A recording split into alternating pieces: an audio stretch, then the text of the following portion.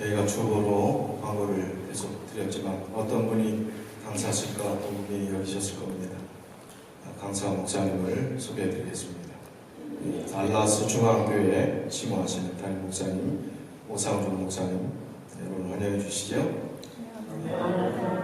환영합니다. 이 목사님은 중학교를 한국에서 마치고 고등학교 때 유학으로 와서 미국에 정착하신 분입니다. 이민으로 오신 게 아니라 유학으로 오셨다가 고등학교 때 세월이 오래됐죠. 그리고 이제 올랜도죠. 올랜도 중앙교회에서 청년 목사를 시작으로 또 아틀란타에 있는 세번역교회 담임 목사님, 달라스의 중앙교회 담임 목사로 시무를 하시면서 지금 16년 미주 목회 16년 목회를 하시고 말하는 사람의 기준으로 항상 젊다, 나이가 많다 하는 거니까요. 아주 젊은 목사님이 오셨습니다. 그러면 뭐 어느 정도인지 감이 잡히십니까? 우리 시니어 패스터로는 아주 젊은 목사님이 당년 40세 아주 젊은 마음에 진실함을 가지고 정직하게 또 정의롭게 목회하시는 모습을 제가 곁에서 보면서 언젠가 기회가 되면 한번 모시면 좋겠다 생각을 했었습니다. 오늘 이번 기도주의를 통해서 귀한 말씀의 은혜들을 같이 나누리라고 믿습니다. 이번 총 제목은 욥기에 기록된 내용들을 가지고 제가 한 주간 말씀을 들을 텐데요. 진실한 믿음의 소유자 욥에 대한 말씀이고 일주일 주제를 좀 보여주십시오. 오늘은 제목은 욥, 하나님께 인정받은 사람. 내일은 욥의 아내, 현실적 믿음의 소유자. 목요일 인정머리 없는 친구들. 금요일은 욥과 하나님의 대화. 안식일에는 본경을 돌이키시는 하나님. 이렇게 말씀을 주시겠습니다. 혹시 오늘 안 오신 분이 계시면 같이 동료하셔서 내일 좀 많이 오시면 좋겠고요. 그리고 저희 교회 이제 웹사이트를 좀 간소화해서 실제적인 필요한 부분들을 이제 거의 완성이 됐는데 오늘 계속 이 설교 방송들을 올릴 것입니다. 그리고 저희가 안식일날 설교했던 영상으로 올라오기 때문에 여러분들께서 환자나 교회 사정 때문에 부득이 못 오시는 분들을 위해서 이 웹사이트를 소개를 해주시면 좋을 것 같습니다. 아마 지난 안식일 방송인 것 같으네요. 계속 올라와 있으니까 이번 연말 기도주일 방송도 계속 올라올 것입니다. 이 방송 믿고 집에 계시면 안 되는 거 아시죠? 현장 라이브하고 다른 거 아시죠? 집에서 보는 영상하고는 전혀 다릅니다. 성전에 오셔서 예배하시는 것을 우선으로 하되 환자분이나 그런 분 위해서 좀 소개해 주시면 좋을 것 같습니다. 저희 교회 홈페이지 주소는 저희 주보에 있습니다. 그 주보로 들어가시면 되겠습니다. 시간을 절약하기 위해서 목사님 바로 말씀 듣고 말씀이 맞춰지면 저희가 기도 제목을 드리고 개인 기도 시간을 좀 갖고 목사님 마지막 기도하고 마치도록 하겠습니다.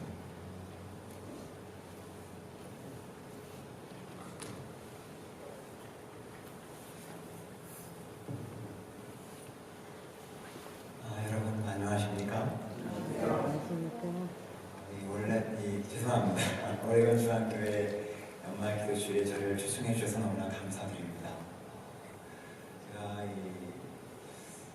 이번에 이곳에 오면서 여러 가지 생각을 참 많이 했습니다. 그래서 제가 도대체 어떤 말씀을 드려야 할까 그런 생각을 많이 했는데 하나님께서 우리에게 주신 그 말씀을 통해서 모두가 함께 은혜 받는 그런 시간이 되었으면 합니다. 목사님 말씀하신 대로 저는 현재 달라스에서 신부를 하고 있고요. 그리고 신부한 지 7년이 되었습니다. 그리고 우리 장님들이 자꾸 여쭤보시는데 자제분이 어떻게 됩니까? 자꾸 여쭤보셔서 딸만 셋입니다. 딸만 셋이고요. 사실 저희 집사람이 굉장히 많이 서운해했습니다. 딸을 낳은 다음에 펑펑 울었어요. 그런데 그 아이들이 잘 자라가지고 지금 열심히 학교도 다니고 있고 엄마하고 참 잘 지내는 모습을 보면서 다행이다라는 생각을 하고 있습니다. 여러분, 이 연말 기도주일은요, 우리가 한 해를 돌아보면서 하나님 앞에 우리 마음을 드리는 그런 시간입니다. 저는 이번에 욥기 말씀을 함께 나누면서 우리 마음을 하나님께 드리는 놀라운 역사가 이 오레곤 중앙교회에서 있으면 합니다. 여러분, 우리가 살아가면서 신앙인으로 살아가면서 추구해야 할 일이 있다면 그게 뭘까요? 여러 가지 우리가 생각하는 일들이 굉장히 많을 줄로 압니다. 그러나 우리가 예수님을 믿는 사람이고 하나님을 섬기는 사람이라면 온전한 신앙을 추구하는 삶을 살아야 한다고 저는 생각합니다. 만약 우리가 신앙을 하면서 만약 돈을 추구한다든지 세상의 다른 것을 추구한다면 우리는 정말 하나님 앞에서 신실한 사람이라고 볼 수 없습니다. 그런데 여러분, 온전한 신앙을 갖고 산다는 것이 무엇일까요? 온전한 신앙을 갖고 살아간다는 것은 하나님 앞에서 변함없이 신실한 삶을 살아간다는 것을 의미합니다. 여러분, 우리가 살아가면서 삶에 참 많은 굴곡을 경험합니다. 성공할 때도 있고 실패할 때도 있고요. 또 우리가 살아가면서 건강할 때도 있고 건강이 좋지 않을 때도 있습니다. 그런데 신앙도 마찬가지라는 거죠. 살아가면서 정말 뜨겁게 하나님을 사랑할 때가 있습니다. 그런데 항상 뜨겁게 사랑하는 것이 아니라 어떤 경우에는 사랑이 식어질 때도 있어요. 성경을 보면요, 성경의 위인들을 보면 신앙의 굴곡을 경험했던 많은 사람들을 보게 됩니다. 아브라함도 그랬고요, 이삭도 그랬고, 야곱도 그랬고, 또 다윗도 그랬고, 솔로몬도 그랬습니다. 신앙의 굴곡을 경험합니다. 반면에 성경을 보면 신앙의 굴곡이 없이 항상 신실한 마음으로 하나님만 바라보며 살았던 위대한 신앙의 인물들이 있습니다. 꼽아본다면 에녹이 그랬고요, 다니엘이 그랬고, 요셉이 그랬습니다. 저에게 가장 신실한 사람을 꼽으라고 한다면 저는 욥을 꼽을 것 같습니다. 그 이유가 왜 그런가 하면 사실 다른 사람들은요, 에녹이라든지 다니엘이라든지 그들에 대한 기록이 아주 그렇게 많지는 않습니다. 몇 장 아니면 몇 줄. 그런데요, 욥은 무려 42장에서 그의 모든 삶을 다루고 있다는 사실입니다. 그의 겉모습은 아니라 그의 속마음까지 송두리째 완전히 벌거벗겨진 것 같은 그러한 모습으로 하나님 앞에 드러난다는 사실입니다. 그럼에도 불구하고 욥은 하나님께 인정받는 삶을 살았습니다. 그런데 여러분, 이 욥에 대해서 살펴보면 욥에 대해서는 확실한 것이 그렇게 많지 않다는 것입니다. 이 욥의 이름의 뜻은 분명하지 않지만 히브리어로 만일 아에브라는 단어에서 파생했다면 그 뜻은 미움을 받는 자라고 하는 해석이 가능하고요. 반면에 아랍어인 아바에서 파생되었다면 회개하는 자라는 뜻으로 해석될 수 있습니다. 그런데 욥기의 배경이 북부가 아라비아이기 때문에 아랍어로 파생된 것으로 보는 것이 더 적합할 것이라고 학자들은 이야기합니다. 또 이 책의 저자는 누구일까요? 어떤 사람들은 솔로몬이 썼다고 하는 사람이 있는가 하면 어떤 사람은 에스라가 썼다고 하는 생각하는 사람도 있고요. 그런데 유대인들은 모세가 썼다라고 추정합니다. 어떤 사람은 욥은 아브람 시대에 살았다고 추측하는 사람이 있는가 하면 어떤 사람들은 아브람 시대보다 훨씬 이전에 이 욥기가 쓰여졌을 것이라고 추정하는 사람들이 있습니다. 또 어떤 사람들은 욥이 60세가 되었을 때 욥기가 쓰여졌을 것이라고 추정하는 사람들이 있습니다. 이렇게 욥기는 아주 오래전에 쓰여졌던 책이기 때문에 확실하지 않은 부분들이 있는 것은 사실입니다. 그러나 욥기를 읽어보시면 아주 확실한 것이 있어요. 그것은 무엇인가 하면 욥은 하나님께서 인정하는 삶을 살았다고 하는 사실입니다. 여러분, 사람에 대한 평가는 참 다양합니다. 어떤 사람들은 같은 사람을 보고 참 좋은 사람이라고 하는 표현을 하는 반면에 어떤 사람들은 아주 형편없는 사람이라고 평가하는 사람들이 있습니다. 또 어떤 경우에 살아있을 때는 욕을 아주 먹다가 죽은 후에야 사람들에게 존경을 받는 사람들이 있습니다. 얼마 전에 한국에서 대통령 한 분이 돌아가셨죠. 살아계실 때는 IMF의 주범이다 이래가지고 막 욕을 하더니 돌아가신 다음에 민주화의 기여를 많이 한 분이라고 또 추앙을 하더라고요.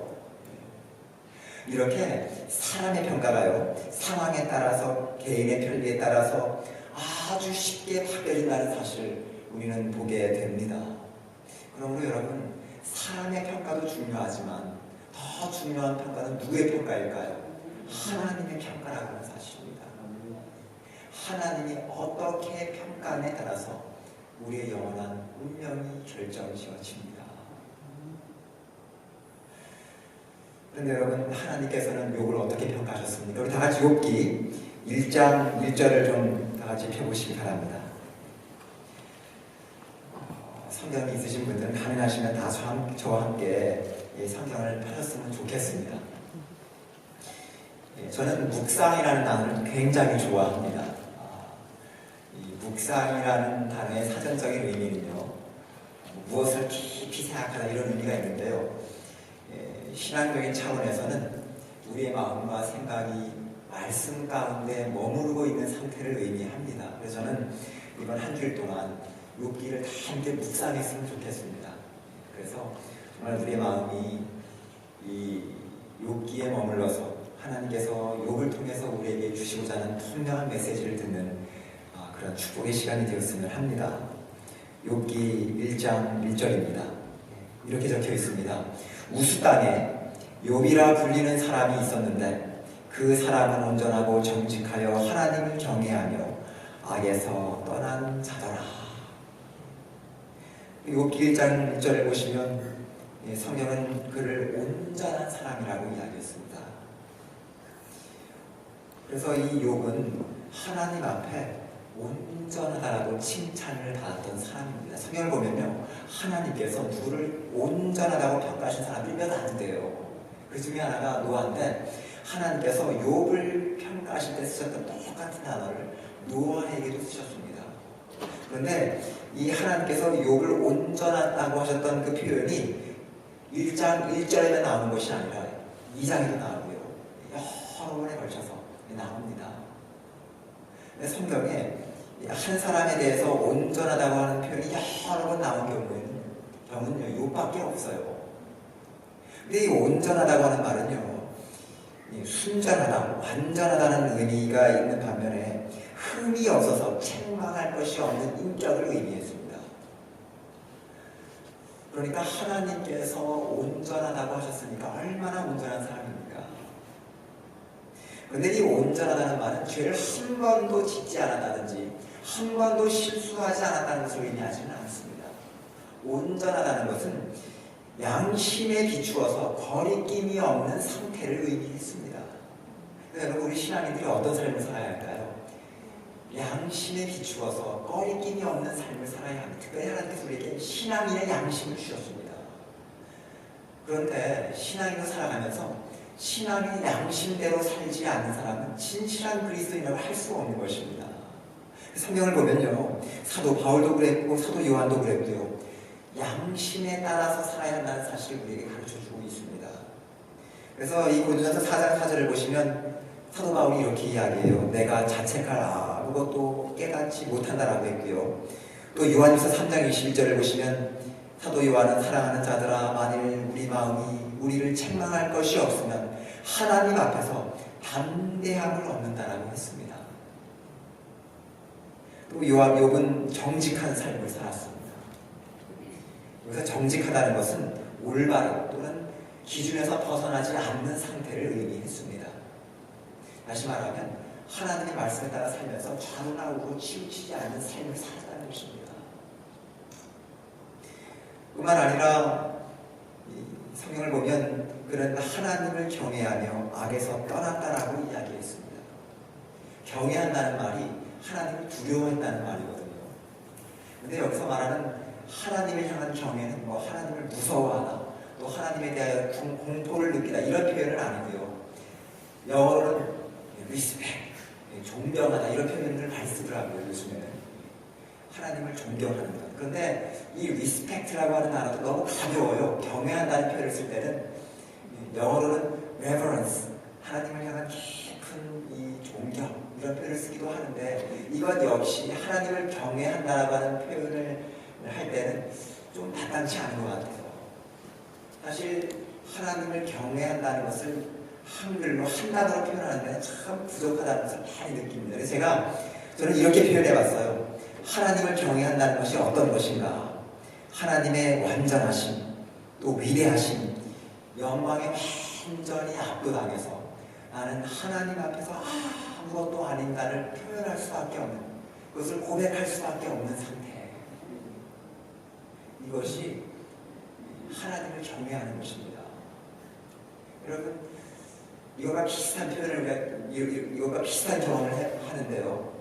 대자연에서 우리가 원시림을 보면 그 자연에 압도당합니다. 그 자연 앞에 사람은 정말 아무것도 아니다라는 것을 느끼는 그런 감정을 느낄 때가 있어요.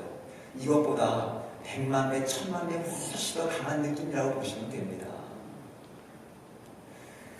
여러분, 이 사람이 하나님을 만나고 하나님 앞에서 그 하나님의 임재를 경험하면 사람은 겸손해지게 됩니다. 그래서 하나님을 잘 아는 사람이고 하나님을 만난 사람이면일수록 그는 하나님 앞에서 겸손해질 수밖에 없다는 사실입니다. 여러분, 창세기 28장을 보시면 야곱의 이야기가 기록되고 있습니다. 베델에서 그가 돌베개를 베고 자다가 하나님을 만난 이야기가 기록되고 있습니다. 그 긴 사다리가 하늘과 땅을 연결하고요. 천사들이 하늘을 오르락내리락 하는 그 모습을 우리가 성경을 통해서 보게 됩니다. 그리고 그가 잠에서 깨어난 다음에 그가 뭐라고 했을까요? 성경을 보면 여호와께서 이곳에 계시거늘 내가 알지 못하였도다. 두렵도다 이곳이요. 하나님을 만난 다음에 그는 두려움을 느꼈다는 사실입니다. 그리고 거기서 그는 하나님 앞에 단을 쌌습니다. 자신이 베고 자던 그 돌베개를 일으켜서 기름을 부고 거기서 예배해요. 그리고 하나님 앞에 서약합니다. 여러분, 하나님을 만난 사람들은요, 참된 이 경건함 그리고 경외함을 그는 배우게 되어 있습니다.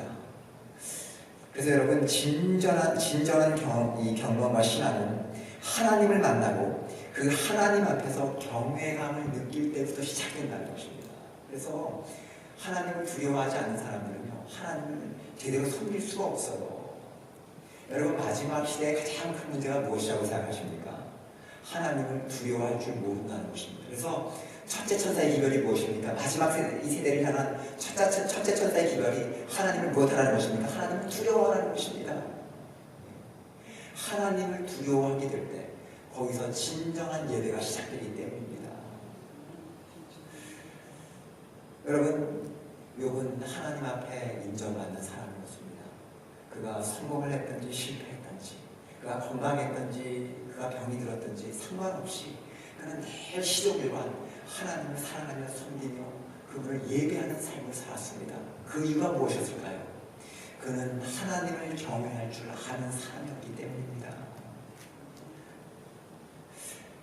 여러분, 하나님을 경외하는 사람은 어떤 상황 속에서도 하나님을 사랑하며 하나님을 섬기는 삶을 살아갈 수 있습니다. 여러분, 이 성경을 보면 욥은 하나님 앞에 굉장히 축복받는 삶을 살았습니다. 굉장한 축복을 받았어요. 욥기 1장 3절과 2절과 3절을 좀 보실까요? 2절과 3절. 그에게 아들 7과 딸 3이 태어나니라. 그의 소유물은 양이 7,000마리요 낙타가 3,000마리요 소가 500결이요 암나귀가 500마리이며 종도 많이 있었으니 이 사람은 동방 사람 중에 가장 훌륭한 자라. 욥이 하나님의 많은 축복을 받은 모습을 어떻게 표현했는가 하면 많은 자녀가 있었습니다. 아들이 7이고 딸이 3이고요. 요즘은 그렇지 않지만 고대에는 자녀를 많이 낳는 것이 축복이라고 여겼습니다. 뿐만 아니라 성경을 보셔도요, 자식은 여호와의 주신 기업이요 태의 열매는 그의 상급이라고 했습니다. 그런데 하나님께서 그에게 7명의 아들을 주셨고 3명의 딸을 낳았습니다. 저는 3명의 딸밖에 못 낳았습니다. 여러분, 이것을 보면 이건 참 축복을 받았고요. 뿐만 아니라 재물의 축복도 있었습니다. 재물의 축복. 그래서 성경을 보면 양이 7,000마리요, 낙타가 3,000마리요, 소가 500결이요, 암나귀가 500마리요 정도 참 많았다고 이야기합니다. 옛날과 지금은 부에 대한 개념이 달라서 그가 얼마나 큰 부자였는지 우리는 정확한 개념을 찾을 수는 없습니다. 그런데 성경을 보면 그는 동방에서 가장 큰 부자라고 했습니다. 이것을 보면 그가 당시에 얼마나 큰 부자였는지를 우리는 가늠해 볼 수 있습니다. 그래서 어떤 학자들은요, 이 아들이 7, 딸을 셋이니까 10이잖아요. 또 이 소유물의 양이 7,000이고 낙타가 3,000마리, 소가 500결이고 암나귀가 500결이니까 합치면 10이라는 숫자가 나옵니다. 그래서 이 10이라는 숫자가 정말 이 욥이 7,000마리, 3,000마리 이렇게 많은 양들 그렸다라고 하는 표현보다는 이 10이라고 하는 숫자는 큰 또는 굉장히 큰 숫자를 의미하는데 그만큼 하나님께서 그를 많이 축복해 주셨다라고 하는 해석하는 학자들도 있습니다. 그만큼 욥은 굉장히 많은 축복을 받았습니다. 그런데 이 욥기를 가만히 보면 욥이 굉장히 신실하다고 하는 이야기를 하면서 그가 굉장히 많은 축복을 받았다는 사실을 동시에 우리에게 가르쳐주고 있습니다. 그 이유가 무엇일까요? 왜 성경은 욥이 굉장히 부유하다는 사실을 이야기하면서 그가 굉장히 하나님 앞에 인정받는 사람이었다는 것을 우리에게 가르쳐주고 있을까요? 저는 여기에 몇 가지 이유가 있다고 생각합니다. 첫 번째는 욥이 부유하게 된 것은 욥이 의로운 삶을 살았기 때문에 하나님께서 주신 축복의 결과였다는 것입니다. 여러분, 성경을 보면 의로운 자들에게 주시는 재물의 축복이 있습니까? 축복이 있습니다. 성경을 보면 하나님께서 하나님 말씀을 잘 순종할 때 재물의 축복을 주시겠다고 약속해 주셨습니다. 그래서 아브라함도 이삭도 야곱도 하나님을 잘 섬겼을 때 그들에게 주신 놀라운 축복이 있었고요. 신명기 28장을 보시면 하나님 말씀을 잘 순종하는 사람들에게 떡반죽에도 복을 주시고 들어가도 복을 주시고 나가도 복을 주시고요. 놀라운 축복을 주시겠다고 약속해 주셨습니다. 성경을 가만히 보시면 가난을 미워하거나 적극적으로 추천하지는 않았다는 것입니다.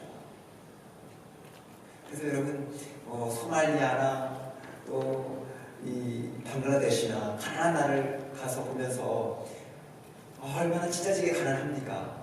그런데 그 나라를 축복받은 나라로 말하는 사람은 아무도 없습니다.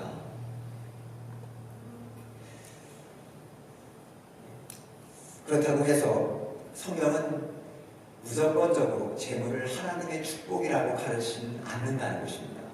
그래서 사도 바울도요, 재물은 시험과 올무가 될 수 있다라고 했고요, 재물을 사랑하면 정욕에 떨어지고 침륜과 멸망에 빠진다라고 했습니다. 또 예수님께서 말씀하시기를 부자가 천국에 들어가는 것이 낙타가 바늘구멍에 들어가는 것보다 어렵다고 말씀하셨습니다.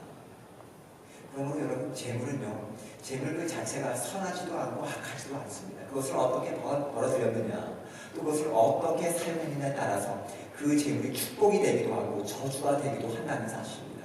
그래서 정말 선한 방법으로 그것을 벌어서 하나님을 위해서, 가난한 사람들을 위해서 쓴다면 그것은 놀라운 축복이지만, 부정한 방법으로 그것을 취해서 그것을 자신의 욕구를 충족시키는 데만 쓴다면 그것은 저주가 된다는 것입니다. 근데 한 가지 분명한 사실은 욥은 재물을 모으는 것이 그의 삶의 목적은 아니었다는 사실입니다. 그래서 욥기 31장을 보시면 그가 이렇게 이야기해요. 내가 언제 금으로 내 소망을 삼고 정금더러 너는 내 의지하는가라 하였던가. 그는 한 번도 그는 돈을 모으기 위해 살지 않았다는 사실입니다. 그가 하나님을 위해서, 그가 하나님을 잘 섬기다 보니까 하나님께서 그를 축복해 주셨고, 축복의 결과로 그는 부유한 삶을 살았다는 사실. 그리고 그러면서도요, 그는 자신의 욕망을 위해서 돈을 사용하지 않았습니다. 그는 다른 사람들을 돕고 다른 사람을 축복하는 데 그 재물을 사용했다는 것입니다. 그런데 더 놀라운 것은요, 그는 부유했을지라도 그는 하나님을 잊어버리거나 교만해지지 않았다는 사실입니다. 여러분, 하나님께서 그를 인정해 주셨던 이유는 바로 여기 있다고 저는 생각합니다. 흔히 사람들은요, 가난할 때는 참 하나님께 눈물을 흘리며 매달립니다. 병이 들었을 때는요, 하나님께 매달리고 하나님 좀 살려주세요. 그런데 사람이 부유해지고 건강해지면 교만해지기 시작합니다. 하나님을 잊어버립니다. 제가 심화던 어느 교회에 한 여집사님이 계셨습니다. 이분이 아주 젊은 나이에 남편과 함께 간호사로 미국에 오셨어요. 아주 오래전에. 그래서 열심히 일을 해서 돈도 좀 버시고 또 신문사도 하시고 이래서 먹고 살만해지셨습니다. 그런데 이분이 병이 드셨어요. 갑자기. 그래서 우리 병원을 가도 이 병명을 알 수가 없는 것입니다. 갑자기 병이 들어서 이분이 얼마나 아픈지 일어서시부터 기어서 다니셨다는 것입니다. 그래서 이렇게 죽는구나 사람이 생각하시고서 하나님께 매달렸습니다. 병원도 치유도 못하고 병명도 알지 못하기 때문에 이제 매달릴 때는 하나님밖에 없는 것입니다. 그래서 이분이 하나님께 매달렸다는 거예요. 하나님 저를 좀 살려주세요. 자신이 평생 그렇게 기도해 본 적이 없는데 눈물을 흘리면서 하나님께 매달렸다는 것입니다. 주님 한 번만 살려주시면 내가 주님을 위해서 열심히 헌신하겠습니다. 그런데 얼마가 지나서 이분이 병이 기적처럼 아주 깨끗하게 나았다는 것입니다. 근데 이분이 병이 낫고 먹고 살만하니까 또 하나님을 잊어버렸어요. 그래서 자신이 이제 나이가 드셔서 이분이 교회 앞에서 간증하시면서 내가 내 병이 나은 것은 하나님의 은혜인데 내가 하나님 앞에 약속을 해놓고 지금까지 지키지 못했다고, 그 약속을 지켜야 할 텐데 지금 마음에 고민이 된다고 이렇게 말씀하시는 이야기를 제가 들었습니다. 여러분, 이렇게 사람들은 병이 들고 어렵고 힘들 때 하나님 앞에 매달립니다. 그런데 정말 부유하고 먹고 살만할 때, 건강할 때 하나님께 매달리며 하나님을 성실하게 섬기는 사람들은 많지 않다는 사실이에요. 여기 계신 성도님들은 어떠하십니까? 건강할 때나 부유할 때나 변치 않는 마음으로 하나님 섬기십니까? 성경을 보시면 많은 사람들이 부유할 때는 하나님을 잊으며 살았던 사람들이 얼마나 많은지 몰라요. 솔로몬도요, 그가 처음에 왕이 되었을 때 얼마나 고민이 많았을까요? 그리고 그가 무엇합니까? 하나님 앞에 1000번의 단을 쌓아요. 그리고 하나님 앞에 겸손하게 지혜를 구했습니다. 그때 하나님께서 그에게 지혜뿐만 아니라 영광도 주시고 명예도 주시고 재물도 주시고 놀라운 축복을 주셨습니다. 그랬더니 나중에 어떻게 하면 따뜻합니다. 수많은 처첩을 들여가지고 쾌락을 즐기면서 나중에는 처첩이 가지고 이상을 숭배합니다. 솔로몬뿐만 아니라 수많은 왕들이 그랬어요. 솔로몬의 후예들이 평안할 때는 하나님을 잊어버리다가 교만하게 우상을 숭배하다가 정말 작품이 쳐들어오고 죽을 때가 되면 하나님을 섬기고 하나님을 매달렸던 수많은 왕들을 보게 됩니다. 그러나 욥은 그렇지 않았다는 사실입니다. 부유할 때나 가난할 때나 그가 병이 들었거나 건강할 때나 항상 시종과 똑같은 마음으로 하나님을 사랑하며 하나님께 헌신했던 욥의 모습을 보게 됩니다. 여러분, 저는 이 욥기를 보면서 배워야 할 교훈은 바로 여기 있다고 생각합니다. 정말 여기 계신 우리 많은 분들이 평생을 신앙하셨던 분들이 많이 계실 텐데요. 신앙하시면서 정말 희종일관, 가난할 때나 부유할 때나 건강할 때나 병이 들었을 때나 하나님을 섬기셨습니까? 아니면 잠깐 하나님을 잊어버리고 시간입니다. 저는 우리가 이번에 욥기를 묵상하면서 정말 하나님을 사랑하고 하나님을 섬기고 또 하나님을 정말 하나님 위해서 헌신하는 것을 우리의 삶의 최우선순위에 두는 그러한 시간이 되었으면 참 좋겠습니다. 그래서 정말 하나님께서 여기 올해 중앙교회 모든 성도님들과 함께 하시게 되기를 간절히 바랍니다. 여러분들이 가지고 계시는 신앙의 가장 최우선순위는 무엇입니까? 또 우리의 삶의 가장 최우선순위는 무엇입니까? 저는 하나님 앞에 인정을 받는 것이 우리의 삶의 가장 최우선순위가 되기를 간절히 바랍니다. 욥처럼 온전하고 정직하고 하나님을 경외하여 악을 떠났다라고 하는 인정을 받는 저와 여러분이 되시길 간절히 바랍니다. 그 인정을 받을 때 우리는 하나님께서 놀라운 축복과 은혜를 누리는 삶을 살아갑니다. 뿐만 아니라 여러분 우리의 삶 속에서 다른 사람들에게 참된 신앙의 모습을 보여줄 수 있는 교회와 성도가 되시길 간절히 바랍니다. 그래서 여러분 욥처럼 또 노아처럼 하나님께서 인정받는 하나님 앞에 인정받는 교회와 성도가 되시기를 간절히 바라면서 오늘 설교를 마칩니다. 감사합니다.